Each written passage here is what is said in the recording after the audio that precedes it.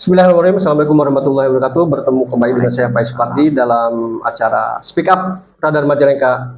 Mendengar, didengar, sebab diam bukan solusi. Persoalan data pemilih tetap menjadi sebuah persoalan yang sering terjadi dalam menghadapi pelaksanaan pilkada maupun pemilu. Untuk mengupas persoalan tersebut, alhamdulillah pada hari ini kita kehadiran tamu yang sangat spesial. Beliau adalah Ibu Elih dari Komisioner KPU Kabupaten Majalengka. Terima kasih Bu sudah hadir.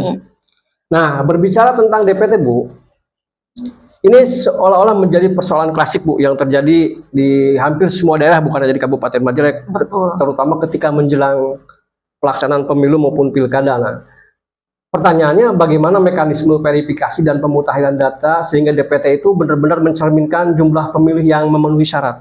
Bisa dijelaskan Bu? Siap, terima kasih. Bismillahirrahmanirrahim. Assalamualaikum warahmatullahi wabarakatuh. Waalaikumsalam. Puji dan syukur marilah kita panjatkan kehadirat Allah Subhanahu wa Ta'ala, karena hari ini alhamdulillah Jumat berkah, saya bisa silaturahim ke kantornya Radar Majalengka. Kebetulan hari ini juga kita mengupas tuntas sedikit ya, karena persoalan DPT atau data pemilih itu tadi yang dikatakan Bapak juga itu persoalan klasik untuk verifikasi data. Kami sebenarnya kalau berbicara verifikasi data itu data yang selalu dinamis, tiap hari harus berubah, bukan tiap hari harus berubah. Jadi dinamisnya itu tiap menit, tiap jam. Kadangkala data itu ada yang meninggal ketika sudah diperbaiki.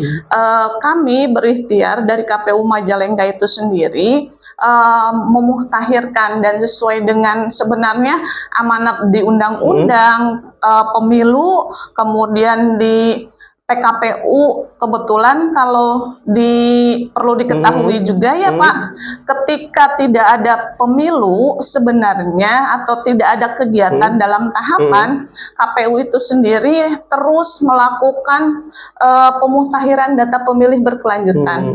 Artinya ketika nanti masuk ke tahapan, kita sudah siap ya? Sudah ready dengan data-data yang kita verifikasi atau faktual gitu untuk pemutahiran data pemilih berkelanjutan sesuai dengan amanat di PKPU 2 tahun 2025 untuk KPU Kabupaten Kota di seluruh Indonesia itu dilakukan per 3 bulan sekali, berarti per triwulan. Kebetulan kalau kami di sini di KPU Majalengka melakukan pemutahiran data pemilih ini dengan melibatkan banyak stakeholder seperti itu. Ini sekaligus menjawab pertanyaan dari masyarakat. Ketika bertanya, ini tugas KPU apa saja sih setelah selesai pemilu? Ternyata pemirsa, setelah pemilu banyak juga kegiatan yang dilakukan oleh KPU. Salah satunya adalah tetap melakukan verifikasi data, pemutahiran data ya. Iya, betul. Nah, tadi berbicara tentang stakeholder Bu yang terlibat dalam pemutahiran. Ada berapa komponen yang terlibat dalam pemutahiran data di Kabupaten Majalengka sendiri? Kebetulan untuk setiap kegiatan yang kami lakukan ketika PDPB, pemutahiran data pemilih itu dilakukan per 3 bulan sekali, kami melibatkan stakeholder sebagaimana di amanat PKPU juga ada tertera. Yang pasti data yang diterima dari KPU itu kan data konsolidasi dari Kemendagri, berarti tingkatan dari KPU RI itu berkonsolidasi dengan Kemendagri. Kalau di kita di KPU-nya itu sendiri di kabupaten kota itu dengan Disdukcapil.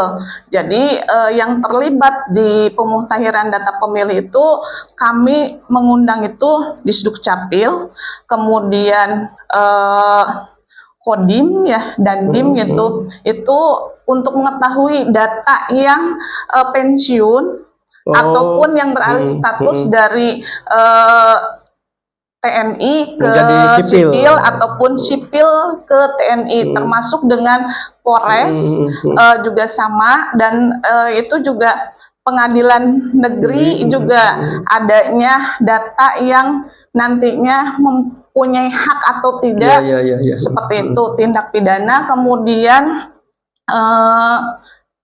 lapas kelas 2B di kita itu Artinya untuk mengakomodir mereka yang seluruh, punya hak pilih iya, ya. betul. Termasuk KCD 9 dilibatkan untuk pemilih pemulanya juga, pengadilan agama untuk yang berstatus sudah Menikah. sekalipun belum usia 17 Karena tahun. seperti persyaratan itu. pemilih itu adalah yang sudah menikah ya. Betul. Meskipun seperti usianya masih muda, tapi Iya. kalau sudah menikah masuk dalam hak pilih. Nah, ini apa langkah konkret untuk mencegah adanya data ganda atau pemilih siluman atau pemilih apalah sebutannya yang tetap tercantum dalam DPT nih, yang sudah dilakukan oleh KPU Majalengka? Kebetulan izin ya Pak, saya itu dari 2019 mengampu sebagai Ketua Divisi Perencanaan Data dan Informasi. Ini yang tadi di awal dibicarakan juga, permasalahan data pemilih ini permasalahan yang klasik dan krusial juga sebenarnya. Ketika jadi isu nasional itu di 2019, akhirnya saya sendiri sebagai pengampu dari divisi Rendatin ini memiliki tekad yang kuat untuk memuhtahirkan data pemilih ini biar valid, bisa dipertanggungjawabkan dan akurat. Ini kami melakukan usaha ikhtiar maksimal, sekalipun adanya perintah dari KPU RI juga, kami sering melakukan atau kebetulan yang untuk di pemutahiran data pemilih 2026 ini ada surat edaran dari KPU RI sendiri untuk melakukan coklit.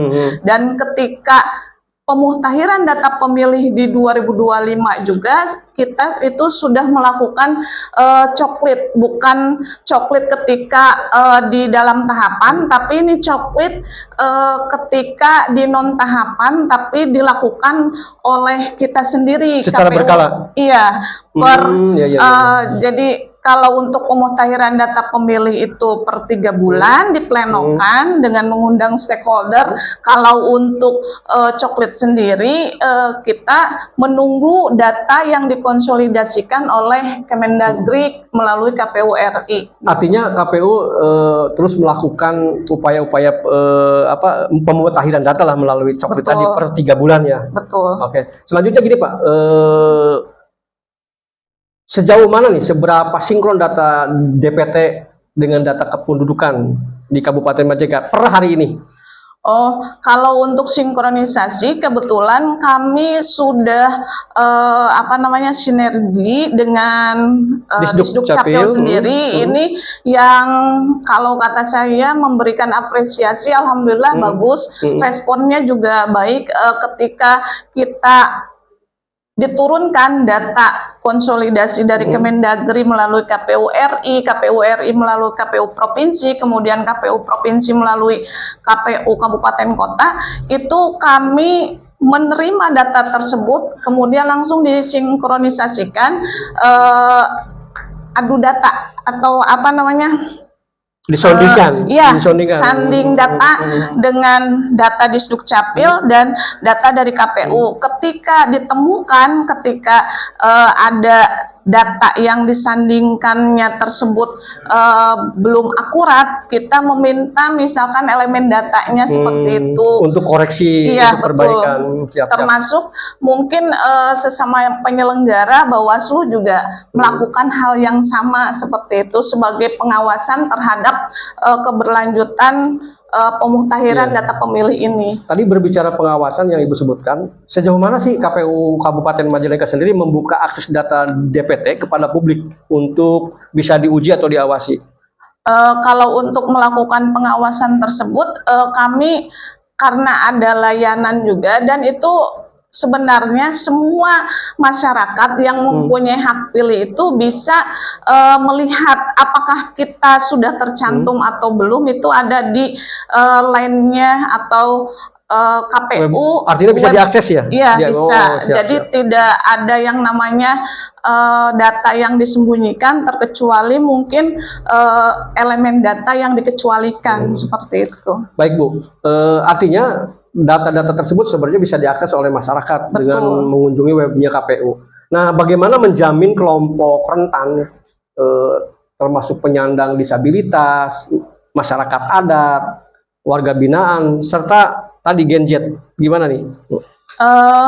Kalau untuk semua segmen kita ini namanya juga ikhtiar, kita melakukan sosialisasi. Kalau ketika ada kesempatan itu, apalagi pemilih pemula, untuk tidak atau untuk responsif terhadap apa namanya, pemilihan umum gitu, pemilu atau pilkada, kita terus mengupayakan bersosialisasi, termasuk mengupayakan di medsos juga kan banyak informasi-informasi agar mereka tertarik.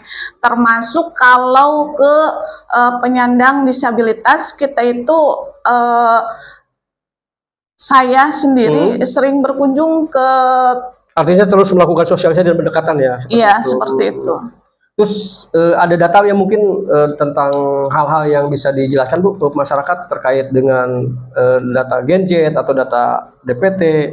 Tadi saya lihat Ibu sudah kutak-atik datanya, belum bisa dijelaskan. Oh iya, perlu diketahui bahwa kami di pemilu atau pilkada 2024 kemarin itu mendapati bahwa angka partisipasi masyarakat untuk Gen Z itu hampir mencapai 11,7%. Jadi mereka ada kecenderungan, ketertarikan untuk terlibat, mungkin Aktif karena ya? iya baru juga. Termasuk yang perlu diketahui juga, ketika kemarin hasil pilkada itu kami dari KPU Kabupaten Majalengka mendapatkan peringkat pertama untuk jumlah DPT dan partisipasi masyarakatnya. Jumlah DPT-nya di atas 1 juta dan kategori partisipasi masyarakatnya juga nomor 1, peringkat pertama. Beri aplaus dulu lah buat KPU Majalengka. Iya, terima kasih. Selanjutnya gini Bu, tadi kan sudah dijelaskan beberapa hal ya. Mungkin balik lagi soal DPT nih. Ada yang menarik menurut saya, dengan adanya, karena sekarang kan lagi zamannya digital nih. Iya. Ya. Apakah sistem digital yang digunakan dalam menyusun DPT ini memiliki perlindungan keamanan yang cukup, keamanan cyber ya yang memadai? Terus bagaimana melakukan mitigasi terhadap potensi kebocoran atau penyalahgunaan data-data tersebut? Kalau untuk kita itu kan di KPU itu sudah tersedia yang namanya aplikasi Sidalih, Pak, sistem informasi data pemilih tersebut gitu. Jadi setiap yang keluar masuk, yang misalkan kita updating data, menerima laporan dari masyarakat ataupun pelaporan dari yang membutuhkan itu, kita masuknya ke sistem aplikasi Sidalih. Kalau untuk kerawanan kerentanan yang namanya data itu kan sesuai dengan amanat undang-undang juga harus dilindungi gitu. Jadi kita berusaha, dan mungkin dari KPU RI karena kan sudah terintegrasi langsung yang namanya jadi ada Sidalih sistem itu, proteksi ya? Iya, ketat banget gitu, melalui KPU RI dari pusat gitu. Nah, dalam tahapan penyusunan DPT, mungkin Ibu sebagai komisioner yang mengamput masalah pendataan ini, di titik mana nih potensi kesalahan paling besar terjadi, dan bagaimana meminimalisir atau mengatasi titik-titik kesalahan atau kerawanan dalam DPT tersebut? Ini data TMS yang meninggal. Kenapa kemarin kita melakukan coklit? Ketika kita menerima hasil data konsolidasi itu ada data yang sudah TMS, tapi ketika kita cross check di lapangan itu masih ditemukan orang tersebut masih hidup gitu, tidak meninggal. Itu yang usaha untuk memitigasi dan minimalisir itu dengan kitanya cross check langsung alias melakukan coklit terbatas itu sendiri gitu ke lapangan. Ini kenapa saya tanyakan, karena kan kembali kita sempat dihebohkan dengan adanya video atau berita viral tentang orang yang sudah meninggal tapi ikut nyoblos meskipun Bukan di KPU Majalengka ya? ya Bukan di wilayah Majalengka. bukan di wilayah Majalengka tapi ternyata tertangkap kamera, itu kan jadi persoalan juga Iya, gitu kan, isu. isu-isu tersebut. Nah selanjutnya begini Bu, bagaimana KPU mengantisipasi lonjakan pemilih ini? Karena kalau berbicara tadi tentang angka Gen Z yang 11%, Iya. artinya terjadi lonjakan pemilih pemula atau hal lainnya lah. Nah bagaimana KPU mengantisipasi lonjakan pemilih pemula atau perpindahan domisili yang tinggi menjelang pemilu atau pilkada? Biasanya kan ya ini gimana ya? Mungkin isu tapi perlu dijelaskan ya. Biasanya kan suka ada perpindahan atau isu-isu ketika ada pilkada mereka berbondong-bondong satu daerah seperti itu. Gimana tuh untuk mengantisipasinya? Iya. Seperti yang tadi di awal dijelaskan Pak, izin terkait dengan kita kan itu ketika tidak ada tahapan kita melakukan yang namanya pemutakhiran data pemilih berkelanjutan. Artinya itu untuk memfilter adakah laporan dari masyarakat yang belum masuk ke DPT, itu kita juga harus tercatatkan. Kemudian apakah masyarakat yang melakukan elemen perbaikan data tersebut juga kami lakukan. Di mana? Di pemutakhiran data pemilih berkelanjutan yang dilakukan per 3 bulan atau triwulan ya, berarti 1 tahun itu kita melakukan plenonya 4 kali, kemudian dilakukan pemutakhiran data pemilih berkelanjutannya itu per 3 bulan dengan mengundang stakeholder termasuk Bawaslu-nya juga. Itu untuk meminimalisir dan mengoptimalkan ikhtiar kita untuk pemutakhiran data pemilih berkelanjutan yang nantinya data tersebut sudah akurat untuk dipersiapkan di pemilu selanjutnya. Baik. Seperti itu. Berbicara soal media sosial, soal data-data yang berbasis IT, maka sekarang ini kan yang namanya media sosial ini bercampur Bu, antara fakta dan data, sehingga masyarakat juga sulit untuk menemukan apakah ini data atau ini fakta ya. Nah, bagaimana nih strategi komunikasi KPU untuk menangkal isu-isu atau tudingan manipulasi DPT atau hal lainnya berkaitan dengan kepemiluan di KPU? Kebetulan kalau sekarang itu kan keterbukaan informasi publik ya, berarti publik itu membuka dan kita juga lembaga juga membukakan diri kepada publik bahwa semuanya bisa dengan mudah diakses biar tidak ada dusta di antara kita juga, termasuk DPT juga bisa semuanya masyarakat juga mengakses gitu ke cekdptonline.go.id, itu seperti itu untuk memastikan. Artinya masyarakat tidak boleh mendapatkan informasi yang mentah dari medsos ya. Betul. Tapi harus masuk ke masuk ke saluran yang tepat tadi. Betul. Kemudian kita juga membuka peluang semua karena kan akses dari KPU itu sendiri karena di eranya digitalisasi, kita punya web, kita punya informasi-informasi terkait dengan kepemiluan, ada medsos yang lainnya seperti itu. Semuanya ada platformnya juga. Nah, berbicara tadi tentang ruang digital, mungkin apakah Kabupaten Majalengka, KPU Majalengka memiliki inovasi teknologi tersendiri? Hampir semuanya sama ya di setiap KPU kabupaten kota di seluruh Indonesia juga ada inovasi-inovasi tertentu dengan data-data yang kami punya ya. Dibukakan semuanya gitu inovasinya, tapi ada yang berbasis, kalau kita mah tetap karena belum bisa melakukan penciptaan aplikasi karena harus dilegalisasi oleh KPU RI. Artinya jadi, mungkin KPU tetap menggunakan aplikasi yang sudah ada ya, tidak bisa berinovasi ya. Belum bisa untuk saat ini.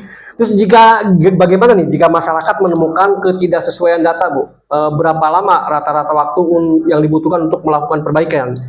Kalau untuk melakukan perbaikan, terutama ke DPT itu langsung tadi cek DPT online, kemudian kalau memang belum terdaftar orang tersebut yang sudah memiliki hak pilih, dia bisa melakukan langsung perubahan data tersebut melalui aplikasi cek DPT online tersebut, nanti langsung berubah gitu. Syarat-syaratnya dan teknisnya ribet nggak tuh Bu? Enggak, insya Allah enggak. Mudah ya? Karena paling yang diminta itu KTP dan kakaknya itu sendiri, tertera NIK dan NKK, seperti itu Pak. Baik, terima kasih Bu. Ini yang terakhir mungkin. Siap. Apa nih komitmen Ibu sebagai komisioner KPU untuk menjamin DPT yang akurat sebagai pondasi pemilu atau pilkada yang berintegrasi?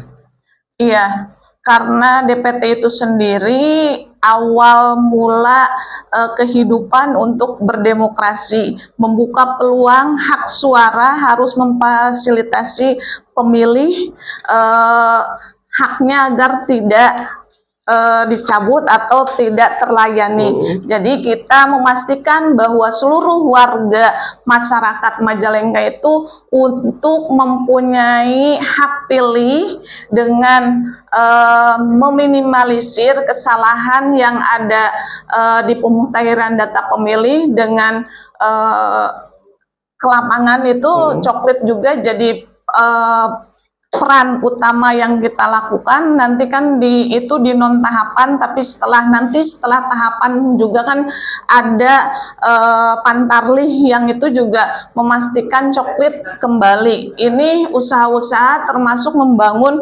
koordinasi konsolidasi dengan beberapa stakeholder sebagai upaya kami dari KPU Kabupaten Majalengka untuk ikhtiar pemutahiran data pemilih ini sebagai pondasi keberlangsungan demokrasi baik itu pemilu ataupun pilkada yang ingin berjalan dengan sukses, lancar, damai dan tanpa eksis itu berawal dari DPT itu sendiri yang akurasi dan validasinya bisa dipertanggungjawabkan. Baik, terima kasih Bu. Intinya Siap. mungkin dari diskusi ini ada beberapa hal yang bisa saya underline atau kita garis bawahi. Yang pertama, untuk menjamin keberlangsungan data pemilih, KPU melakukan pemutahiran secara berkelanjutan. Betul. Melalui tadi PDPB dan coklit. Betul, per 3 bulan terbatas ya. Coktas namanya. Coktas.